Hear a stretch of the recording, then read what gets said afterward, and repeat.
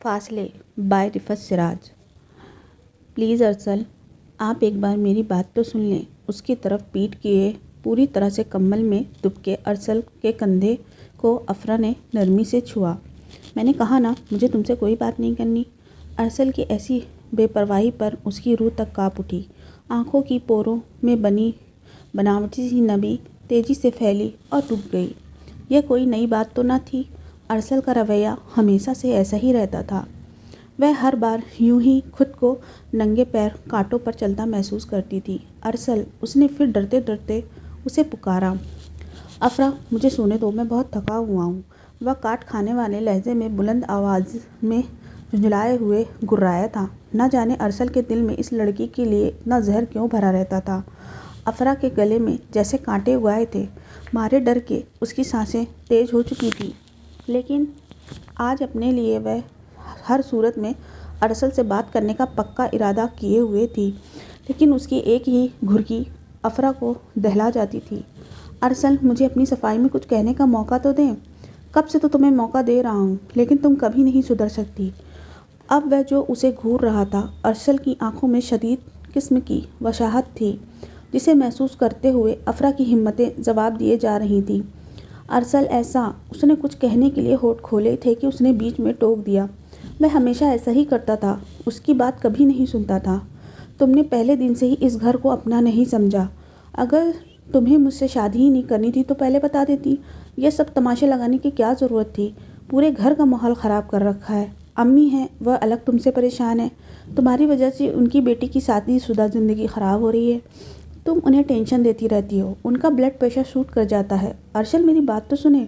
لیکن وہ ان مردوں میں سے تھا جو بیوی کی نہیں سنتا تھا، اپنی ہی کہتے ہیں۔ انا کا مارا ہوا وہ شخص بہت ظالم تھا، جسے اپنی ایگو بہت پیاری تھی۔ قہر برساتی نظروں کے ساتھ اس نے اپنی بات چیت کا سلسلہ جوڑے رکھا۔ جیٹھ جیٹھانی سے تو تمہاری ویسے ہی نہیں بنتی۔ ساس سسر تمہیں پسند نہیں ہے۔ میں جب بھی 2-2.5 مہینے بعد گھر آؤں، تمہارا رونا دھونا شکوے شکایت، اس سے پہلے کہ وہ اسے چپ کرا دیتا، اس نے جلدی سے اپنی بات مکمل کی۔ ارسل، میں نے تو آپ سے کوئی شکوہ شکایت نہیں کی۔ تم بہت محسنی ہو، سارا کچھ کرنے کے بعد معصوم بنی رہتی ہو۔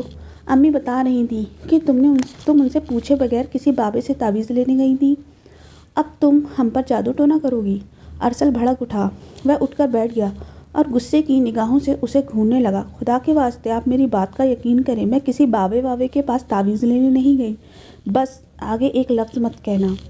آگ برستی آنکھوں کے ساتھ ساتھ اشاروں سے اس نے اسے اور نہ زیادہ بولنے کے لیے روک دیا۔ اس کے الفاظ اور لہجہ تیز تلوار تھا۔ ارسل، آپ مجھے بھی تو کچھ کہنے کا موقع دیں۔ جھلستی نمی کے باوجود اس نے اندیکھے آنسو اس کی بے دم ہوتی ہمتوں کو کوڑا کرکٹ کی طرح بہائے جا رہے تھے۔ وہ لگاتار اسے غصے سے دیکھ رہا تھا۔ ہونٹوں کے اندر دبے لفظ ٹوٹتے ہوئے ادائیگی کو بھول رہے تھے۔ وہ اور بولا، افرا، اگر آج کے بعد تم نے گھر سے باہر قدم نکالا تو میں تمہاری ٹانگیں توڑ دوں گا۔ ارسل کا غصہ تھا کہ کسی طرح کم نہیں ہو رہا تھا۔ آپ میری بات تو سن لیں۔ وہ مارے بے بسی کے ہاری ہوئی دکھائی دے رہی تھی۔ امی کو غلط فہمی ہوتی ہے، میں تو اپنی دوست دانیہ سے ملنے گئی تھی اور 1-8 گھنٹہ بعد میں واپس بھی آ گئی تھی۔ اس دانیہ نے تو تمہاری عقل پر پردے ڈالے ہوئے ہیں۔ سہیلی بھی وہ بنائی جو تمہیں ہر جگہ گھماتی پھراتی رہتی ہے۔ ارسل لگاتار اونچی آواز میں بھائیں بھائیں کر رہا تھا۔ فرحانہ آپی بھی تو ہیں۔ کبھی وہ گھر سے باہر نکلی؟ فرحانہ، جو افرا کی بھابھی تھی، اس کی اصلیت ارسل کو بتاتی تو پھر اس پر برس پڑتا کہ تم میرے سامنے زبان چلاتی ہو، شوہر سے بات کرنے کی تمہیں تمیز نہیں۔ فرحانہ کو گھومنے کے ساتھ ساتھ شاپنگ کرنے کا بھی جنون تھا۔ افرا کا بھائی ایان جیسے ہی آفس سے گھر آتا، فرحانہ تیار بیٹھی ملتی۔ گھومنے اور شاپنگ کرنے کے بعد ہمیشہ ڈنر بھی باہر ہی کیا جاتا۔ افرا کے ساتھ فرزانہ بیگم جب بھی ارسل ویکینڈ پر دلی سے لکھنؤ آتا، فرحانہ کی تعریفیں اور افرا کی شکایتوں کے رجسٹر بھرے تیار بیٹھی ہوتی۔ فرحانہ بیچاری تو گھر سے باہر قدم تک نہیں نکالتی۔ ساس پورا دن تو اسے گھر کے کاموں میں لگا رکھتی ہیں اور خود دن بھر محلے میں مٹر گشتی کرتی ہیں۔ ہائے بیچاری میری بچی! اور یہاں پر تمہاری بیگم کمرے سے باہر ہی نہیں نکلتی۔ فرزانہ بیگم ایسے گڑ میں کونین لپیٹ کر پیش کرتی کہ ارسل ان کے کہے کو سچ مان لیتا۔ اس کی نظر میں اس کی ماں تو دنیا کی بہترین شخصیت تھی، جو کبھی غلط بیانی کر ہی نہیں سکتی تھی۔ افرا اور اس کے بھائی ایان کی وٹے سٹے کی شادی تھی۔ ایان اور فرحانہ ایک ساتھ پڑھتے تھے۔ دونوں کا زبردست قسم کا افیئر چلا تو نوبت شادی تک آ گئی، کیونکہ اب ایان ایک بڑی اور اچھی کمپنی میں اچھی جاب پر تھا۔ فرحانہ بھی ایک امیر گھرانے سے تعلق رکھتی تھی۔ دونوں گھروں کی چاہ اور کوشش سے یہ رشتہ طے پا گیا تھا۔ ایان کی شادی پر ہی ارسل نے افرا کو دیکھا تھا۔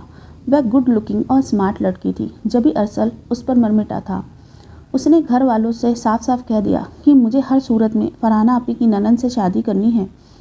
انہی دنوں افرا اپنے آخری سیمسٹر سے فری ہوئی تھی۔ جیسے ہی ایان اور فرحانہ کی شادی کے ہنگامے تھمے، ارسل نے فرحانہ سے کہنا شروع کر دیا کہ میرے لیے اپنی نند کے رشتے کی بات چلاؤ۔ چونکہ فرحانہ کے سسرال والے بہت سلجھے ہوئے پڑھے لکھے مذہبی لوگ تھے، فرحانہ نے بھی اپنی کوشش تیز کر دی۔ ہر کسی کو ارسل کا رشتہ پسند آیا۔ رشتہ داری تو پہلے ہی بن چکی تھی، لیکن افرا کی امی رافیہ بیگم مطمئن نہیں لگ رہی تھی۔ وہ سوچ رہی تھی کہ یہ وٹا سٹا بن جائے گا۔ فرحانہ کی شادی کو ابھی 1 مہینہ ہوا تھا۔ اتنی جلدی کسی کے بارے میں کیا پتہ چلتا ہے؟ اگر تقدیر کا لکھا کون ٹال سکتا ہے؟ 3 ماہ بعد ہی افرا اور ارسل کی شادی ہو گئی۔ دونوں خوش تھے۔ ارسل ڈیشنگ پرسنالٹی کے ساتھ ساتھ محبت کرنے والا شوہر بھی تھا۔ افرا جلد ہی سب کے ساتھ گھل مل گئی۔ کام کاج میں بھی ثانیہ بھابھی کا ہاتھ بٹانے لگی۔ فرزانہ بیگم اس رشتے سے ہرگز خوش نہیں تھی۔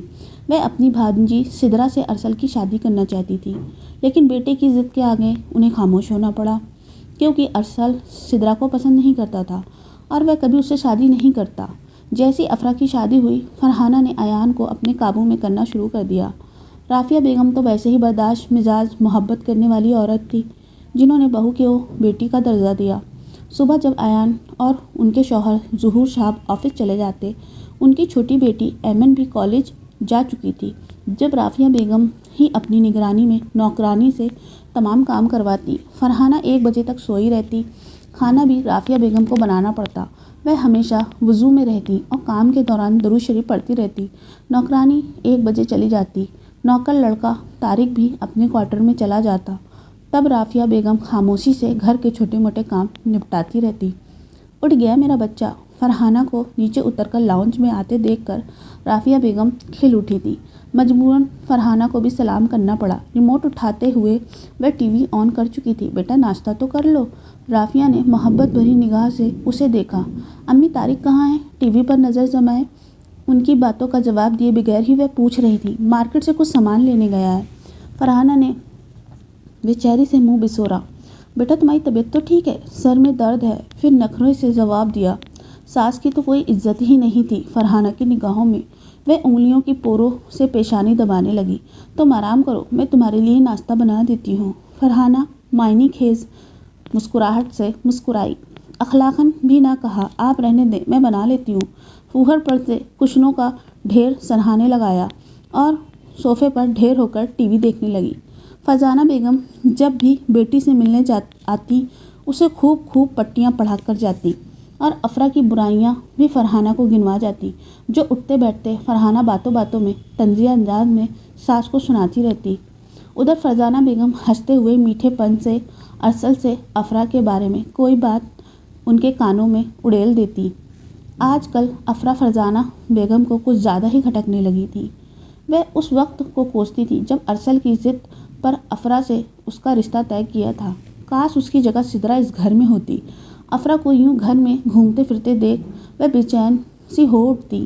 افرا بہت پیاری لڑکی تھی۔ تراشے ہوئے شرابے پر نکلتا ہوا قد، ہیرے جیسی رنگت، پرکشش نین نقش۔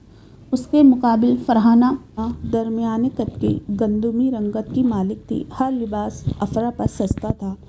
ارسل اسے دیکھ کر نہال ہوتا تو فرزانہ بیگم کے ماتھے پر تیوریوں کا جال بچھ جاتا۔ اس وقت افرا فرزانہ بیگم کی اپنی دشمن لگتی، جس نے ان کے بیٹے کو ان سے چھین لیا تھا۔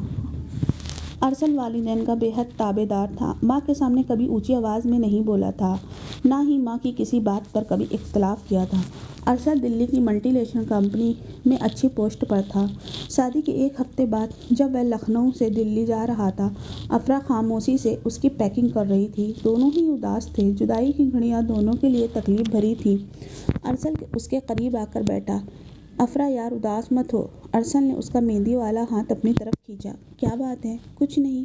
اس کے ہونٹ لمحے بھر کے لیے لرز کر مسکرائے، لیکن آنکھوں تک مسکراہٹ نہ آ سکی۔ افرا تم اداس مت ہو، ورنہ میں پردیس میں پریشان رہوں گا۔ 2 ہفتے تک خدا نے چاہا تو چکر لگاؤں گا۔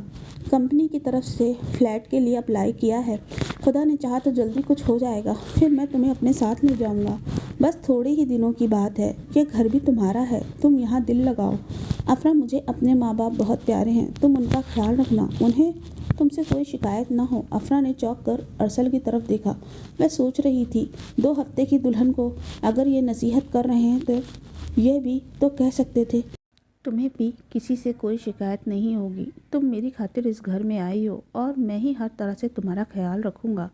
لیکن وہ سوچ کر رہ گئی، میاں بیوی میں دوستی بہت ضروری ہوتی ہے تاکہ ہر بات ایک دوسرے سے شیئر کی جا سکے۔ بھروسہ ہی بنیاد ہے، اور شادی شدہ زندگی کو کامیاب بنانے کے لیے وہ کچھ نہیں بولی تھی۔ ارسل جا رہا تھا، میں کچھ کہتی تو شاید تلخی پیدا ہو جاتی۔ ان کچھ دنوں میں ہی ارسل کی طبیعت کا اندازہ لگا چکی تھی۔ وہ غصے کا بہت تیز تھا۔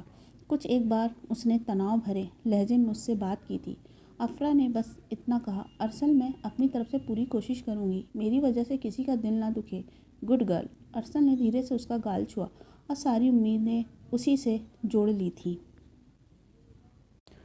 اور پھر وہ واقعی ارسل 2 ہفتے بعد دوبارہ آ گیا۔ افرا کا دل کہہ رہا تھا کہ آج فرائیڈے ہے، ارسل ضرور آئیں گے۔ رضیہ کے ساتھ مل کر اس نے پورے گھر کا کونا کونا چمکایا، اور پھر اپنے ہاتھ سے کئی ڈشیں اس نے تیار کی تھیں۔ ثانیہ بھابھی بار بار اسے چھیڑتی تھیں تو وہ مسکرا کر رہ جاتی۔ آج فرزانہ بیگم پرتپاک انداز میں ارسل سے نہیں ملی تھی، کیونکہ اس وقت ارسل کی نگاہیں ادھر ادھر افرا کو تلاش کر رہی تھیں۔ وہ کچن سے نکل کر لاؤنج میں آئی، دونوں کی نگاہیں ملیں اور چہرے کھل اٹھے۔ آنکھوں کے جادوئی جگنوں کی چمک تیز ہوتی ہے۔ وہ ایک دوسرے کو دیکھ رہے تھے اور فرزانہ بیگم ان دونوں کو دیکھ رہی تھی۔ وہ سوچ رہی تھی کہ پہلے تو ارسل 4 مہینے کے بعد چکر لگاتا تھا، اس بار 15 دن بھی نہیں بڑھنے دیے۔ برداشت سے باہر سی بے چینی اور بے قراری ان کے رگ رگ میں بھر رہی تھی۔ فرزانہ بیگم نے بالکل یہ نہ سوچا کہ میری بیٹی اپنے گھر میں کس قدر خوش ہے، شوہر غلام بنا ہر وقت اس کے پاس ہوتا ہے۔ اب تو ایان فرحانہ کی خاطر اپنے ماں باپ اور چھوٹی بہن کو بھی نظر انداز کرنے لگا تھا۔ یہاں پر اعتراض تھا تو صرف اس بات کا کہ بیوی کی خاطر بیٹا جلدی آ گیا ہے پردیس سے۔ ٹیبل پر خوشگوار ماحول میں کھانا کھایا جا رہا تھا۔ ارسل سب سے ہنس بول رہا تھا۔ آج افرا کی آنکھوں میں جدائی کی اداسیاں نہیں تھیں، بلکہ خوشی کے سادیانے تھے۔ نوالا فرزانہ بیگم کی حلق سے نہیں اتر رہا تھا۔ ارسل کے ساتھ والی چیئر پر وہ سدرا کو دیکھنا چاہتی تھی۔ جب دوسری بار افرا نے اسٹریم فش کی ڈش ساشو ماں کے سامنے کی تو نہ چاہتے ہوئے بھی ان کا کھردرا کٹیلا لہجہ کسی سے چھپا نہ رہا۔ لینا ہوگا تو میں خود لے لوں گی، تم بار بار مجھے فورس مت کرو۔ جی۔ وہ گنگ سی انہیں دیکھ رہی تھی۔ فرزانہ بیگم کا تو مقصد ہی ارسل کو جتانا تھا کہ تمہیں دکھانے کے لیے یہ میری آؤ بھگت کر رہی ہے، ورنہ عام طور پر ایسا نہیں ہوتا۔ ارسل نے کنکھیوں سے ماں کی طرف دیکھا۔ افرا کے لیے ان کے چہرے پر تناؤ پھیلا تھا۔ ثانیہ بھابھی نے خوش ہوتے ہوئے طنزیہ نگاہوں سے افرا کو دیکھا۔ یہاں کے بڑے منصور علی خاموشی سے کھانا کھاتے رہے، جبکہ ارسل کی ماں کے لیے تائیدی انداز اپنائے ہوئے تھے۔ گھر میں کسی کی ہمت نہیں تھی کہ فرزانہ بیگم کے سامنے دم بھی مار جائے۔ ان کا کہنا ہی صحیح اور پتھر کی لکیر ہوتا۔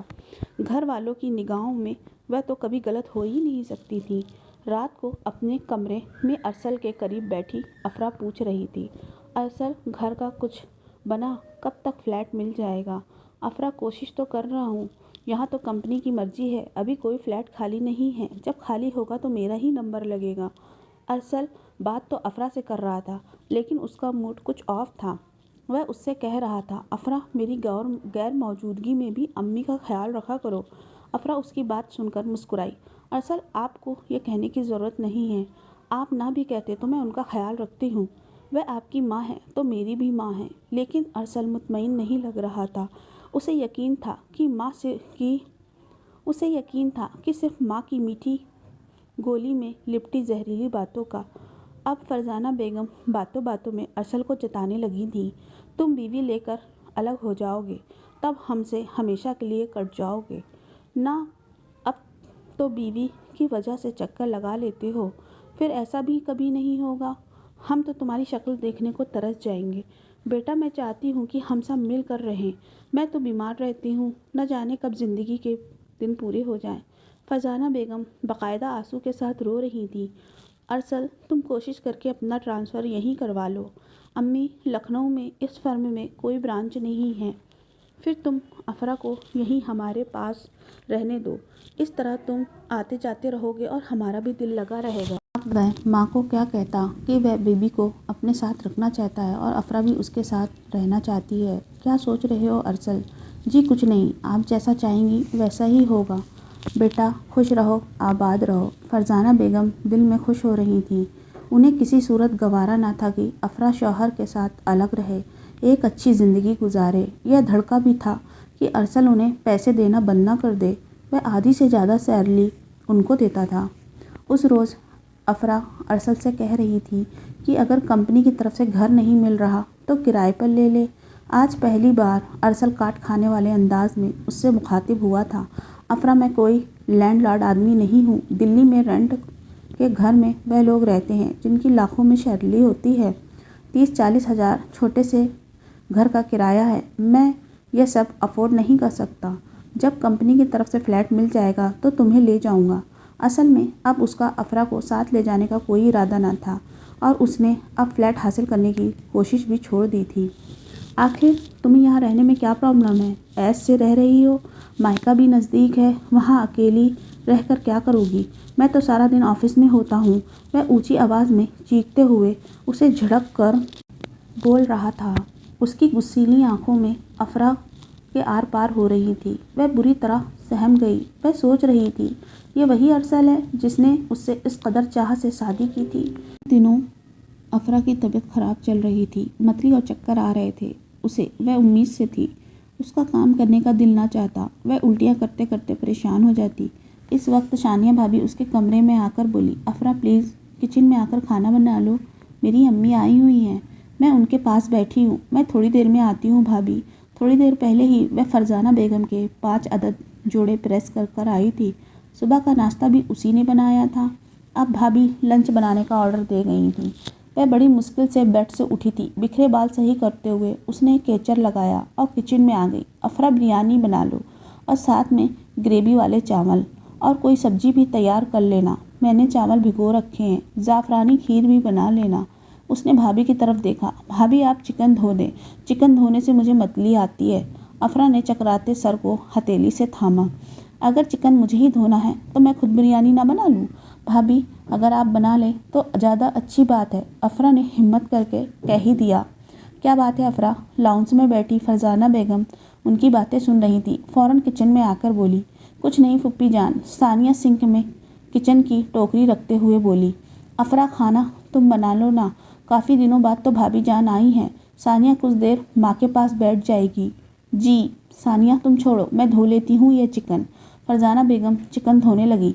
इस वीकेंड पर अरसल घर आया तो बातों बातों में फरजाना बेगम ने अफरा की शिकायतों का ऑफिस लगा दिया। रूटीन के मुताबिक फिर अरसल का मूड सख्त ख़राब था। वह लाइट बंद किए बेड में आकर लेट गया। जब वह किचन से फ्री होकर आई तो अरसल लिहाफ में घुसा था। अरसल, क्या सो गए आप? अफरा उसके करीब आकर बैठ गई। नींद आ रही है। अरसल रुखाई से बोला, इतने दिनों बाद आते हो, कुछ तो बात करें। क्या बोलूं? गज़लें सुनाऊं तुम्हें या लोरी देकर सुनाऊं? कड़वा कसीला अंदाज था उसका। आज क्या हो गया है? क्यों आपका मूड ख़राब है? कुछ नहीं, फिर इस तरह बिहेव क्यों कर रहे हैं? अब क्या कह दिया मैंने तुम्हें? वह बिफर कर चिल्लाने लगा। वह किसी और से इस लहजे में बात नहीं करता था। पता नहीं इससे ऐसी बदतमीजी से बातें क्यों करता था, जैसे तालीम छू कर भी उसके पास से ना गुजरी हो। अरसल, आराम से बात करे। मुझे बताए मैंने क्या किया है? जब भी घर आओ आगे से तुम्हारे ही गुणगान सुनने को मिलते हैं। ऐसा भी क्या कर दिया मैंने? पता तो चले। अफरा, बच्चे हर कोई पैदा करता है, इसका मतलब ये नहीं तुम किसी काम को हाथ ही न लगाओ। बेचारी अम्मी और भाभी सारा दिन काम करती हैं और तुम अपने कमरे में महारानी बनी आराम करती हो। असल मैं भाभी के साथ सारा काम करवाती हूँ, बल्कि उनसे ज़्यादा काम करती हूँ। अम्मी को तो मैंने कभी काम ही नहीं करने दिया। अच्छा, चिकन तक तो तुम उनसे धुलवाती हो? वह फटकर बोला। وہ انہوں نے خود دھویا ہے، میں نے ان سے نہیں کہا۔ میرے سامنے زبان چلاتی ہو؟ فرحانہ آپی بھی تو ہیں، سسرال میں سارا دن کام کرتی ہیں اور تم یہاں عیش کر رہی ہو۔ اب وہ کیا بتاتی، پورا دن تو میری ماں ہی نوکرانی بنی رہتی ہے۔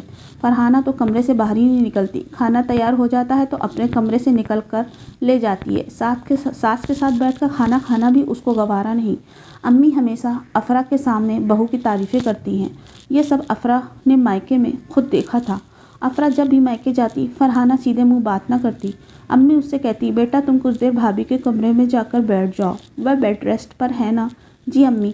افرا نے اپنی مائکے میں سسرال کی کبھی بات نہیں کی تھی، ہمیشہ سسرال کی تعریف ہی کرتی تھی۔ وہ ماں اور بھائی کو پریشان کرنا نہیں چاہتی تھی، اور نہ ہی کبھی امی اور بھائی نے کبھی یہ جاننے کی کوشش کی کہ سسرال والوں کا رویہ افرا کے ساتھ کیسا ہے، کوئی پریشانی تو نہیں۔ ایک بار ابو نے ارسل سے ضرور کہا تھا، بیٹا تم اپنی فیملی کو اپنے ساتھ رکھو۔ جی انکل ضرور، میں کوشش کر رہا ہوں، جلد ہی افرا کو اپنے ساتھ لے جاؤں گا۔ گھر آ کر وہ افرا سے خوب لڑا تھا، تم اکیلے جا کر میری شکایتیں لگاتی ہو۔ اس گفتگو میں ساسو ماں بھی شامل ہو گئی۔ فرحان کو دیکھو، مجال ہے سسرال کی شکایتیں کبھی یہاں لگائی ہوں، خاموشی سے سارا دن میری بچی گھر کا کام کرتی ہے، جبھی تو اس کی ساس اس کے واری صدقے جاتی ہیں۔ افرا بیٹا تم بھی ہم سب کے دلوں میں اسی طرح جگہ بناؤ۔ فرزانہ بیگم بیٹے کے سامنے محبت بھرے انداز میں اسے سمجھا رہی تھی۔ جی امی، وہ بس اتنا ہی کہہ سکی کیونکہ اسے اجازت نہیں تھی اپنی صفائی میں کچھ بھی کہنے کی۔ اگر وہ کچھ بھی زیادہ کہتی تو وہ لوگ اسے بحث کرنے لگتے اور اندر آنسوؤں کے ریلے اتارتی رہتی۔ اسے اپنے فیور میں بولنے کا بھی حق نہیں تھا۔ ارسل کو افرا سے زبردست شکایتیں تھیں، وہ اس کی ماں کے ساتھ ٹھیک سے نہیں رہتی۔ وہ گھر پر مہینے 2 مہینے بعد ایک دن کے لیے آتا تھا۔ جب ارسل آتا تو ساس صاحبہ یہ کہہ کر افرا کو کچن سے نکال دیتی کہ تم ارسل کے پاس بیٹھو، میں ثانیہ کے ساتھ مل کر کام کر لوں گی۔ افرا کہتی رہ جاتی، مگر وہ کہاں سنتی تھی۔ انہیں تو بس بیٹے کو یہ دکھانا ہوتا میں کام کرتی ہوں اور بہو رانی آرام فرماتی رہتی ہیں۔ افرا کو چیک اپ کے لیے ڈاکٹر عظمیٰ کے کلینک جانا ہوتا۔ افرا دانیہ کو فون کرتی تو وہ اپنی گاڑی میں اسے لے جاتی۔ پہلی بار اس نے ہی ساس سے کہا، امی مجھے ڈاکٹر کے پاس جانا ہے، آپ چلے میرے ساتھ؟ بیٹا میرے جوڑوں میں تکلیف ہے، ڈاکٹر کا کلینک بھی 2nd فلور پر ہے اور اس وقت تو گاڑی بھی گھر پر نہیں ہے۔ ٹھیک ہے امی، میں شام کو جب گاڑی آئے گی تو ثانیہ بھابھی کے ساتھ چلی جاؤں گی۔ بیٹا ثانیہ اپنے بچوں سے ہی کہاں فری ہوتی ہے، ایسا کرو تم دانیہ کے ساتھ چلی جاؤ۔ ٹھیک ہے امی۔ اس نے دانیہ سے کہنا اچھا نہیں لگ رہا تھا۔ دانیہ اس کے حالات کافی حد تک جانتی تھی، وہ اسے سمجھاتی تھی کہ افرا تم اپنے حق کے لیے لڑو۔ دانیہ کیسے لڑوں، جس کی خاطر اس گھر میں آئی ہوں وہ میری نہیں سننے کے لیے تیار۔ جب بھی کچھ کہنا چاہوں ارسل بری طرح مجھے جھڑک دیتا ہے، بہت ہی برا بھلا کہتا ہے۔ شادی تو مجھ سے کر بیٹھا ہے، اب شاید اسے میں پسند نہیں آ رہی ہوں۔ جب بھی آتا ہے کوئی نہ کوئی ایشو سامنے ہوتا ہے۔ اپنی بہن کی مثالیں دیتا ہے کہ کس طرح مر مر کے تمہارے مائکے میں وہ گزار رہی ہے، وہ اپنی ماں کی زبان بولتا ہے۔ امی نے ارسل کو مجھ سے شدید بدظن کر رکھا ہے، وہ مجھ پر یقین ہی نہیں کرتا، بار بار کہتا ہے میں نے غلطی کی تم سے شادی کر کے، ہمیشہ لڑ جھگڑ کر واپس جاتا ہے۔ افرا تم اپنے باپ کو بات کرو کہ وہ ارسل سے 2 ٹوک بات کریں۔ بھائی نے تو تمہیں کبھی جھوٹے منہ نہیں پوچھا کہ تم کیسے رہ رہی ہو۔ امی سمجھتی ہے میں بہت خوش ہوں، انہیں تو میرے چہرے پر اداسی و ملال بھی دکھائی نہیں دیتا۔ انہیں میرے بارے میں سوچنے کی فرصت ہی نہیں ہے، سارا دن تو وہ گھر کے کاموں میں لگی رہتی ہیں۔ فرحانہ کبھی غلطی سے کپ چائے بھی بنا لے تو امی منع کرتی ہیں، کہتی مجھے بتایا کرو، میں کام کر دوں گی تمہارا۔ آج پہلی بار دانیہ کو بار بار کریدنے پر دل کا غبار اس کے سامنے وہ نکال بیٹھی تھی۔ دانیہ اس کے بچپن کی دوست تھی۔ افرا تم تو ہمیشہ مظلومی بنی رہنا، میں آنٹی کو بتاؤں گی، ایسا برتاؤ تو جانوروں کے ساتھ بھی کوئی نہیں کرتا۔